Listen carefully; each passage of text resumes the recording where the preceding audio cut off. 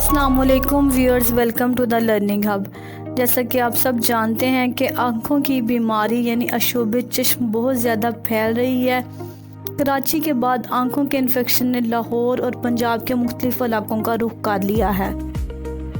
पंजाब में अब रोज़ाना की बुनियाद पर सैकड़ों की तादाद में लोग इसका शिकार हो रहे हैं। आँखों की बीमारी या अशूब चश्म होता क्या है, ये इसकी वजूहात क्या हैं, इसके लिए एहतियाती तदाबीर क्या करनी चाहिए और ये कितने दिन रहता है, इसके बारे में डिटेल इन्फॉर्मेशन मैं आपको इस वीडियो में दूंगी। वीडियो को एंड तक लाजमी देखें। सबसे पहले तो ये एक वायरल इन्फेक्शन है, इसे एलर्जी भी कहा जाता है। इसमें आँखों के गिर्द जो सफ़ेद खुलिये होते हैं उसमें बहुत बारीक छोटी छोटी नालियाँ होती हैं। ये नालियाँ सोजिश की वजह से लाल हो जाती हैं और उनके फूल जाने की वजह से आँखों से पानी भी बहना शुरू हो जाता है।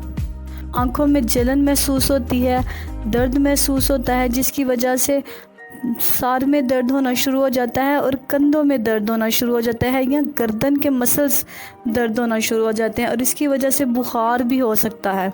माहिरीन कहते हैं कि अशूब चश्म की वजह से बीनाई को कोई ख़तरा तो नहीं होता, लेकिन अगर आपको इससे पहले भी कोई मसला है या आँखों की कोई एलर्जी है, उसकी वजह से आपकी ये बीनाई मुतासर हो सकती है, इसलिए एहतियात लाजमी है।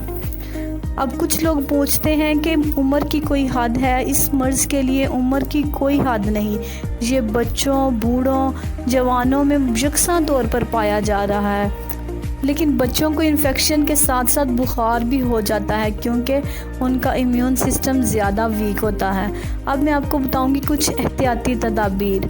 एहतियाती तदाबीर में सबसे पहले तो आपको चाहिए कि आप काला चश्मा इस्तेमाल करें। इससे अगर आप वायरस से बचे हुए हैं तब भी आपको चश्मे का इस्तेमाल करना चाहिए और किसी मुतासरा शख्स की आंखों में ना देखा जाए क्योंकि आंखों में देखने से भी ये इन्फेक्शन हो जाता है और मुतासरा शख्स को चाहिए कि वो आंखों को ना मले, क्योंकि आंखों को मलने से आंखों का जो काला हिस्सा होता है वो भी मुतासर होना शुरू हो जाता है और स्वेलिंग ज़्यादा हो जाती है। इसके अलावा घर में किसी टोटके को आजमाने और नीम हकीम के मशवरे से बेहतर है कि आप अपनी आँखों को मज़ीद ख़राब करने की बजाय किसी अच्छे आई स्पेशलिस्ट के पास जाएं और उसके मशवरे से आँखों में ड्रॉप्स डालें। और मुतासरा शख्स को चाहिए कि वो गैदरिंग में जाने से परहेज़ करे, दूसरों से हाथ मिलाने से, और अपना अगर हाथ उसने आँखों को लगाया है उससे कोई चीज़ पकड़ने से गुरेज करे। अपने हाथों को बार बार वॉश करे, सैनिटाइज़ करे, अपना तकिया, तौलिया और रुमाल अलग रखें। आँखों को हाथों से साफ़ करने की बजाय रुमाल का इस्तेमाल करें। वो रुमाल बच्चों और दीगर अफराद से दूर रखें ताकि दूसरे लोग भी मुतासर ना हों।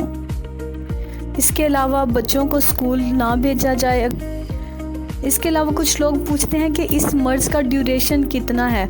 अमूमन ये मर्ज़ 3 दिन में ठीक हो जाता है, लेकिन इसके अलावा हफ़्ता, 2 हफ़्ता और कुछ को इससे भी ज़्यादा वक्त लग सकता है। ये डिपेंड करता है कि आप कितनी एहतियात कर रहे हैं। अगर आप एहतियात ज़्यादा कर रहे हैं आप जल्दी इसको रिकवर कर सकते हैं। इसलिए आपको चाहिए कि ख़ुद भी एहतियात करें और आप जानने वालों को भी एहतियाती तदाबीर के बारे में बताएं ताकि आप जल्दी से जल्दी हम इस बीमारी को कवर कर सकें और इससे बच सकें।